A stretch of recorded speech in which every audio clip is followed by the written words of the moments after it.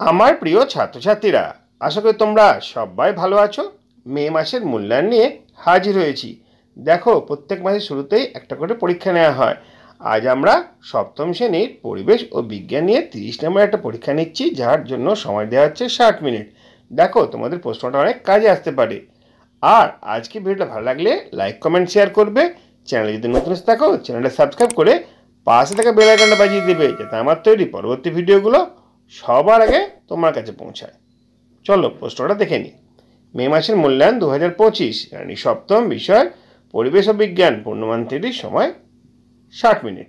দেখো, প্রথমে হচ্ছে সঠিক উত্তরটি নির্বাচন করো। 1×5=5। এখানে 5টা প্রশ্ন আছে, প্রত্যেক প্রশ্নে 4টে করে অপশান রয়েছে। সঠিক অপশানটা তোমাদের বলতে হবে। প্রথম প্রশ্ন, বাল্বের মধ্যে যে অংশটি আলো দেয় তা হলো কাঁচ, ফিলামেন্ট, তামার মোটা তার না সবকটি। 2 নম্বর প্রশ্ন হচ্ছে, নিচের কোনটি তড়িতে সুপরিবাহী, প্লাস্টিক, অ্যালুমিনিয়াম, চীনামাটি না কাঠ। নেক্সট কোশ্চেন হচ্ছে, একটি নির্জল কোষের বিভব প্রভেদ 1.5 ভোল্ট হলে 6 ভোল্টের একটি ব্যাটারি তৈরি করতে ড্যাশটি নির্জল কোষ লাগবে। কি উত্তর হবে একটা? 9, 6, 4 না 3।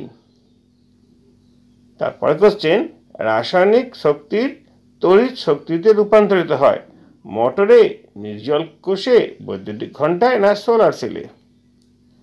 পরের কোশ্চেন হচ্ছে, হাত ঘড়িতে ব্যবহৃত হয় ডায়নামো, বোতাম সেল, লেকল্যান্ড সেল না কোনোটি নয়। এরপরে আমরা চলে আসবো শূন্যস্থান পূরণে। 5টা কোশ্চেন আছে, 1 নম্বর করে 5 নম্বর। বর্তনী বদ্ধ ও বিচ্ছিন্ন করতে ড্যাশ ব্যবহৃত হয়। 2 বার বা তার অধিক সংখ্যায় সেলের সমবায়কে ড্যাশ বলে। মোটর গাড়িতে ব্যবহৃত সেলটি হলো ড্যাশ। ফিলামেন্টের মধ্যেকার ধাতব তারের ড্যাশ 2 প্রান্ত 2 চিহ্ন থাকে। টর্চের ভেতরে যে ব্যাটারি থাকে তা আসলে ড্যাশ। শূন্যস্থান 5টা, 1 নম্বর করে 5 নম্বর। তারপর আছে সত্য অথবা মিথ্যা উল্লেখ করো। দেখো, ইলেকট্রিক সরঞ্জামে চীনামাটি বা প্লাস্টিক ব্যবহার করা হয়। শূন্য মাধ্যমে তড়িৎ সুপরিবাহী। ব্যাটারির 2 প্রান্ত তড়িৎগ্রস্ত হয়। কোনো বর্তনীর সুইচ অন করা থাকলে বর্তনী হয় মুক্ত বর্তনী। সেলের প্রতীক বড় রেখাটি ধনাত্মক প্রান্ত নির্দেশ করে। সত্য অথবা মিথ্যা হয়ে গেল। এরপর আছে আমাদের নিচের প্রশ্নগুলোর উত্তর দাও। দেখো, এখানে ছোট ছোট প্রশ্ন আছে 5টা, 1 নম্বর করে 5 নম্বর। দেখো প্রশ্নগুলো কি আছে। এলইডি এ পুরো কথাটা কি? 2 নম্বর হচ্ছে, কলিং বেলে কি ধরনের চুম্বক থাকে। 3 নম্বর প্রশ্নটা হচ্ছে, পরিবাহীর উষ্ণতা বাড়ালে রোধ কমে এমন একটি পদার্থের নাম বলো। 4 নম্বর প্রশ্নটা দেখে নিই। 4 নম্বর প্রশ্ন হচ্ছে, নিজের দেহে বিদ্যুৎ উৎপাদন করতে পারে এমন 2টি প্রাণীর নাম লেখো। 5 প্রশ্নটা, মস্তিষ্কের তরঙ্গের প্রকৃতি কি রূপ। এরপর আমরা চলে আসবো 5 কোশ্চেনে।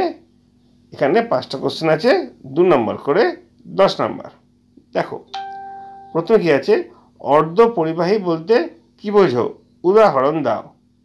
2 নম্বর হচ্ছে, তড়িৎ প্রবাহ মাত্রা কাকে বলে, এটি কোন যন্ত্রের সাহায্যে পরিমাপ করা হয়। 3 নম্বর হচ্ছে, বিভব প্রভেদের সঙ্গে তড়িৎ প্রবাহের সম্পর্ক কি।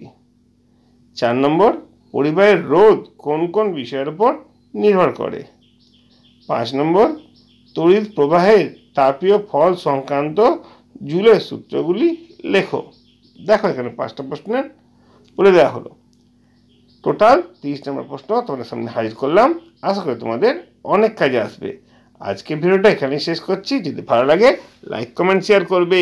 চ্যানেলে যদি নতুন থাকো, চ্যানেলটা সাবস্ক্রাইব করে পাশে থাকা বেল আইকনটা বাজিয়ে দেবে, যাতে আমার তৈরি পরবর্তী ভিডিওগুলো সবার আগে তোমার কাছে পৌঁছায়। তোমরা প্রত্যেকে ভালো থাকবে।